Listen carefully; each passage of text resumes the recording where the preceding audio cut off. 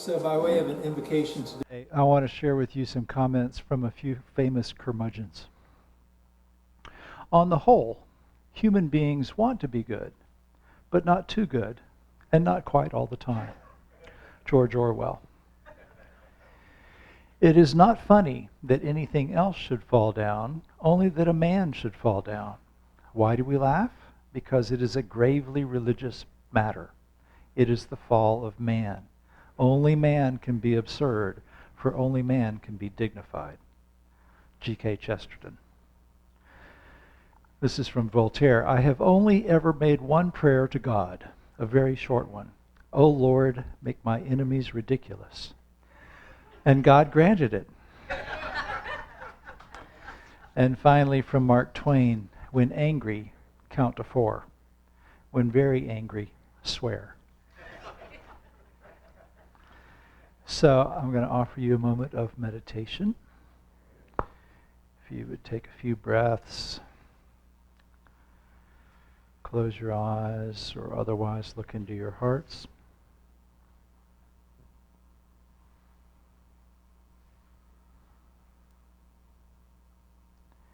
And just let your attention settle on your breath for a moment.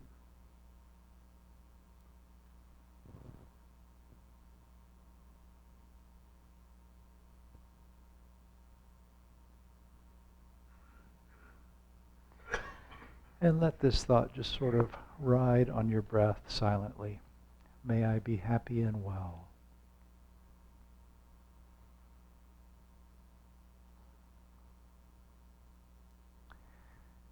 May no harm come to me.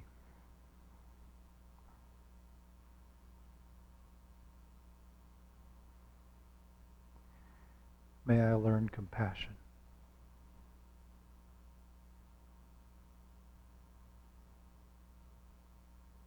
May my friends, family, and those I love be happy and well.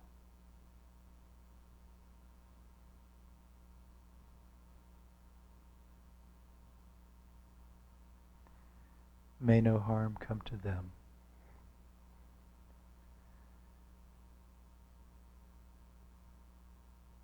May I learn compassion.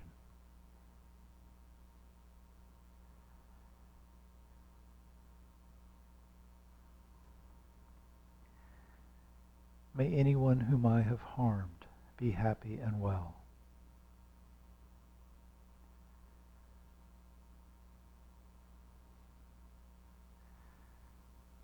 May no harm come to them. May they learn compassion.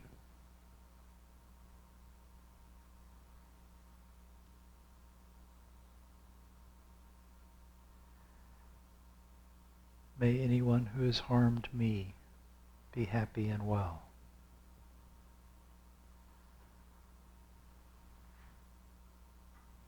And let that one sink in for a minute. If you feel any resistance, go ahead and resist. But do it anyway. May they be happy and well.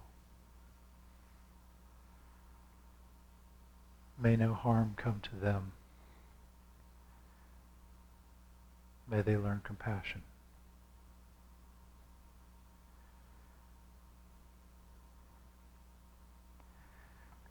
May all beings everywhere be happy and well. May no harm come to them. May they be happy.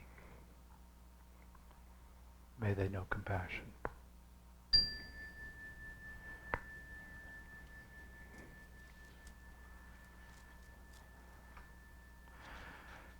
So I've been sweating this one.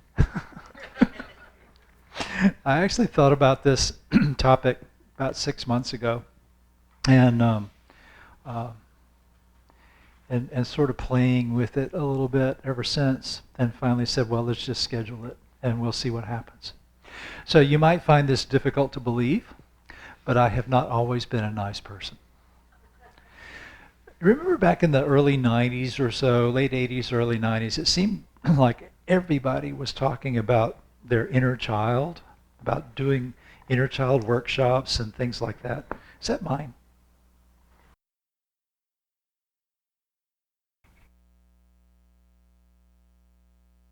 So everywhere I went, somebody was telling me about a counselor or a guru telling them to embrace their inner child, that sort of thing. And so I was at this party. I was sitting in somebody's living room, and several people were talking about this. And this one well-intentioned person asked me something about whether or not I was working with my inner child. And someone said, "Oh, Morris doesn't have an inner child. He has an inner curmudgeon." Well, I would have been embarrassed by this comment, except it was true. During that whole conversation, in fact, my inner curmudgeon had been thinking about how some of these inner children really needed disciplining. So, according to the dictionary, a curmudgeon is a crusty, ill-tempered old man. So at this point, that was 25 or 30 years ago. I didn't quite qualify yet as a full-fledged curmudgeon, but the seed was definitely there. So I've done a lot of work on that aspect of myself since then. And I think I have a reputation for being compassionate. Compassion is, after all, one of the primary elements of Buddhist practice. And besides the positive effect of practicing compassion on my reputation, it has really made me a lot less miserable. It is really hard work to go around judging people and being cranky all the time. It takes a lot of energy. But I have known that that tendency has remained with me, even if it's dormant. And I started thinking about this several months ago when I was looking for something on YouTube, and I came across Deteriorata, that video.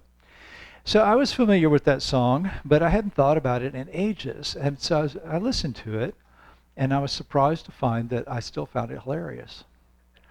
So Deteriorata, in case you were wondering, it was written by Tony Hendra, and it appeared on the National Lampoon comedy album called Radio Dinner, which was released in 1972.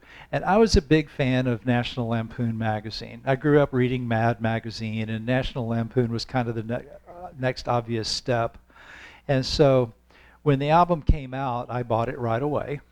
And I liked Deteriorata. It's a parody of a 1971 record called Desiderata by Les Crane, who was kind of an announcer. I'm not sure exactly what he was, but he was one of these guys you heard on advertisements and news shows a lot. And Crane won a Grammy for Desiderata, for the best spoken word recording of that year. But he later said that he actually liked National Lampoon's parody better than the original version. So the original Desiderata is a prose poem written in the 1920s by an American writer named Max Ehrman, who had written it to include in a Christmas card. And there was a lot of mythology surrounding it at the time. You've probably seen posters of this and stuff like that around. So Ehrman had published it, but he had distributed it without copyright notice, so it kind of got repeated around everywhere. And I remember hearing that, it was written by the Essenes and was one of the Dead Sea Scrolls and that kind of stuff. But really, there was just all this mythology around that. Ehrman was actually a lawyer and businessman from Indiana, but he wrote quite a bit, often about spiritual themes. He wasn't really a spiritual teacher himself, but he was a decent writer. And Desiderata, which means things desired, was kind of nice. It was basically a string of instructions offering spiritual advice, and a few of these aphorisms bordered on the trite, but some of it was kind of profound and interesting. Probably the best known part: you are a child of the universe, no less than the trees and the stars. You have a right to be here. And whether or not it is clear to you, no doubt the universe is unfolding as it should. So Voltaire, the famous French philosopher and curmudgeon by reputation, would have hated that. It's a lot like the people he criticized in Candide for holding on to the idea that God is in his heaven and all's right with the world even when terrible tragedies happen. But I listened to the National Lamp parody about 3 times in a row when I found it a few months ago. And I started wondering, why is this so funny to me? Some of it's pretty silly, as you noticed. But there was something kind of profound there, too. And so I wanted to explore it a little bit more. And as you no doubt noticed, the content is pretty critical of society at the time, and some of it still. Parody, good parody anyway, is always good criticism. It points out a foible or shortcoming, often by using it in an exaggerated or ironic way. And Hendra used this well when he skewered the all is well with the universe philosophy and the refrain, whether you can hear it or not, the universe is laughing behind your back. Which reminds me a lot of this quote from Chesterton, only man can be absurd, for only man can be dignified. Except Hendra's version of it is funnier. And I think that that's because it forces us to realize that the man that Chesterton is talking about isn't some abstract humanity. It's me, and it's you, and it's all the people who laughed when you saw that, when you heard that line. So becoming aware that I saw the humor in this was actually a little bit of an awakening for me. It reminded me that there's no true compassion without the awareness that human beings are flawed. And that, to be honest, can be pretty darn funny. Earlier this week, one of the Buddhist magazines sent out a link to an essay by one of their contributors, who's a famous Dharma teacher. He's very well known, written a bunch of books and stuff. And they'd pulled a quote from the essay, which is about living in mindfulness. And he says, to be mindful means to realize a non-reactive way of life. So a lot of the time, people who start studying and practicing Buddhism will talk to me about obstacles in their practice. And I'll recognize that they're struggling with mental habits that have been with them for decades sometimes. And these habits include being reactive, reacting to things that occur. We don't jump right into a non-reactive way of life.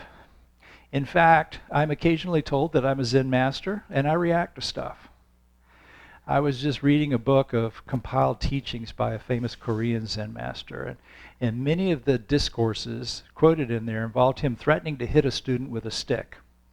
And his students always reacted to that, sometimes by waking up, and sometimes just by getting out of the room, which is also an awakening of a kind. So even if we've been practicing for some time, we will occasionally react in ways that don't measure up to what we think is an ideal spiritual value. And that's okay. We don't have to cut ourselves off from our nature in order to progress along our path. In fact, we have to recognize our true self in order to move toward our truer self. Does that make sense? So, just because you've started a spiritual practice, that doesn't mean that you're going to be perfect. We can adopt wisdom and compassion as our highest values, but that doesn't mean we're going to be instantly perfectly wise and compassionate.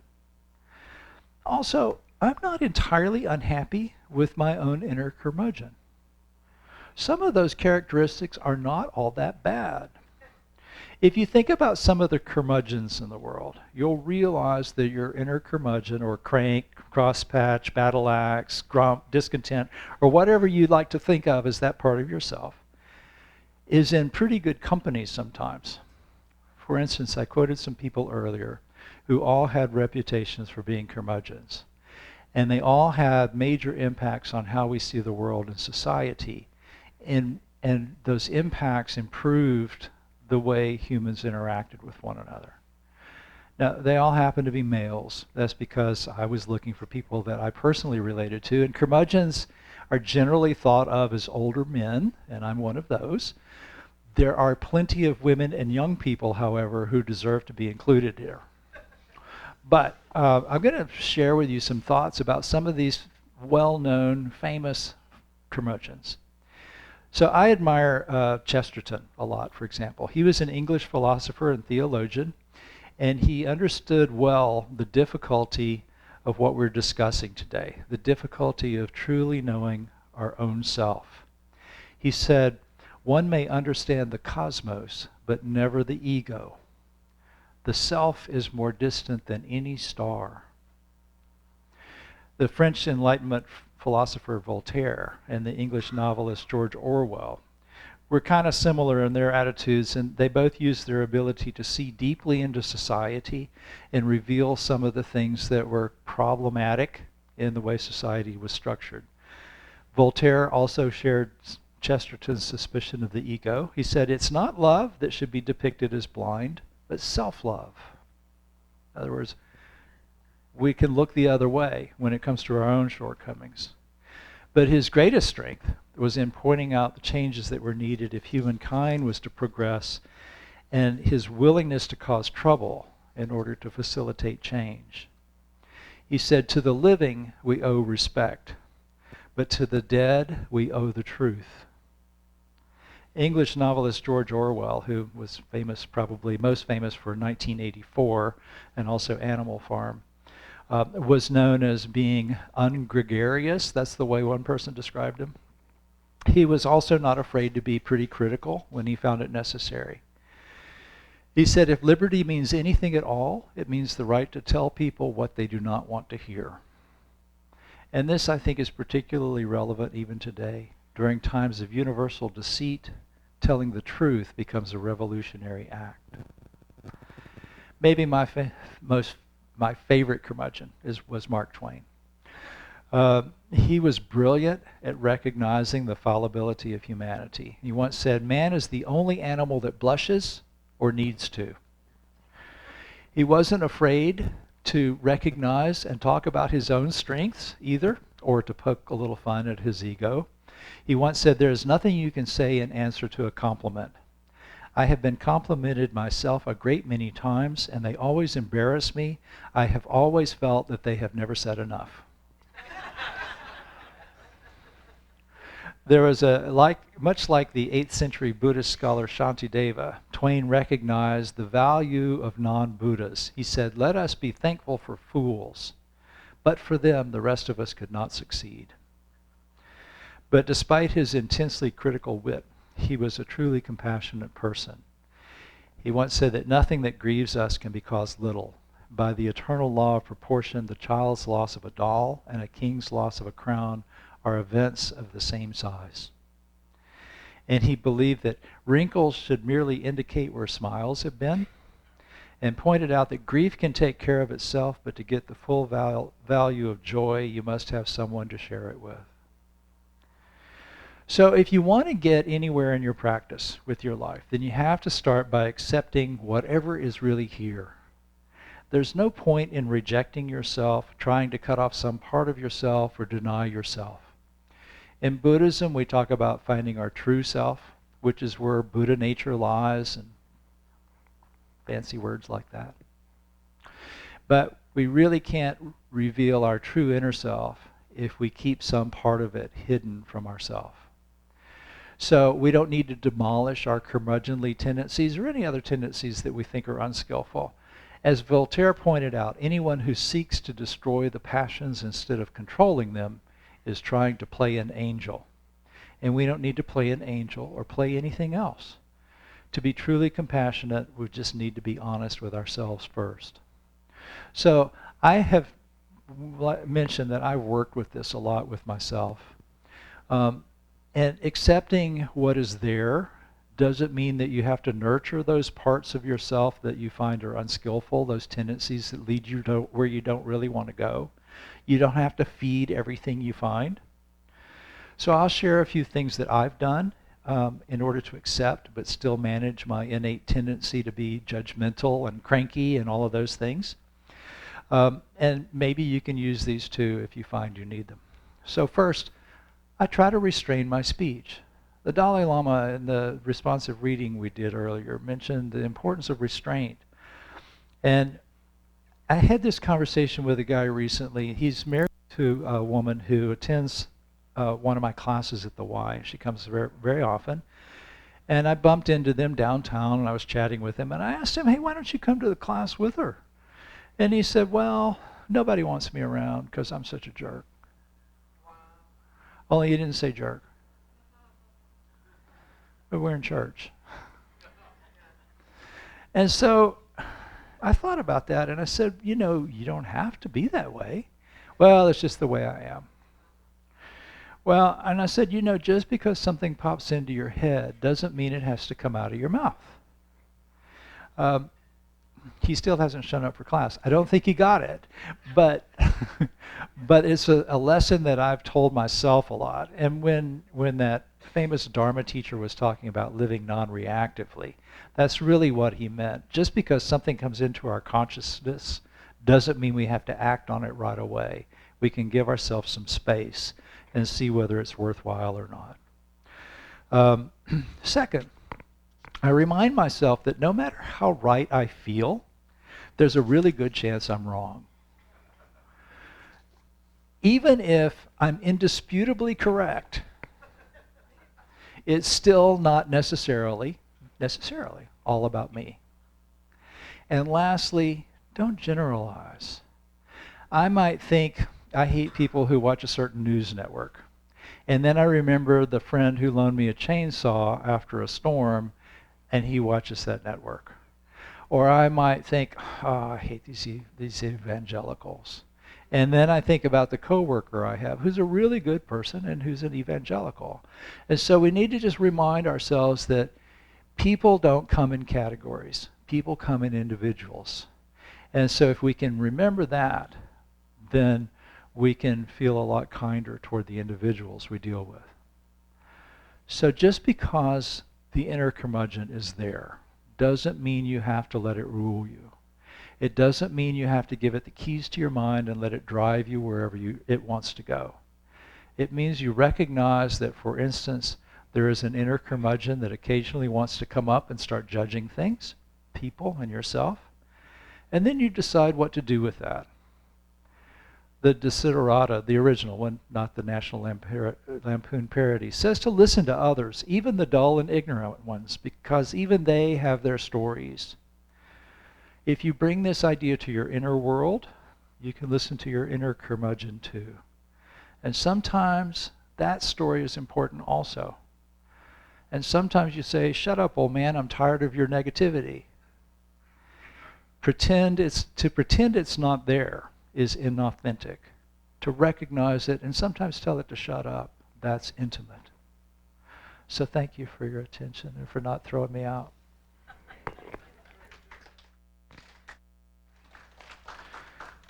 So I'm going to give you a couple minutes of silence before the benediction.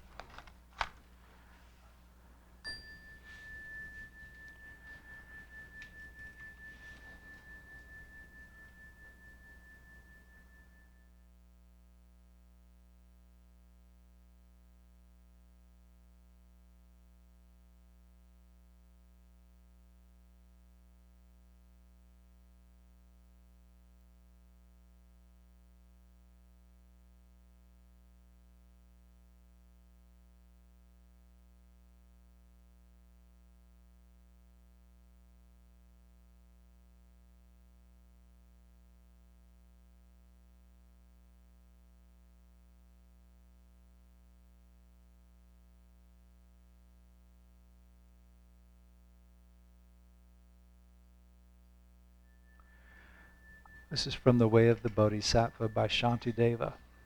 I may protest, my enemies conspired to harm me and therefore should receive no honors.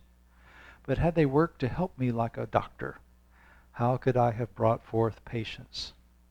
Thus the state of Buddhahood depends equally on Buddhas and not so radiant beings. What kind of practice then would honor only Buddhas and not non-Buddhas? The Dharma wheel turns, and so reality is shown in all its many forms, freeing all suffering beings and awaken us to great joy. We dedicate the blessings of today's service to all awakened ones who are with us in their teachings. We pray for the health and well-being of those suffering from diseases of body, mind, or spirit, those working toward the healing of afflictions. We pray for any who may not be with us today because of illness or difficulties. We especially pray for all those suffering from violence and those who grieve for them, for all those living in oppression, for all who are imprisoned who should be free, and all refugees from violence, hunger, and catastrophe, man-made or natural. May they be serene through all their troubles, and may we realize the enlightened way together.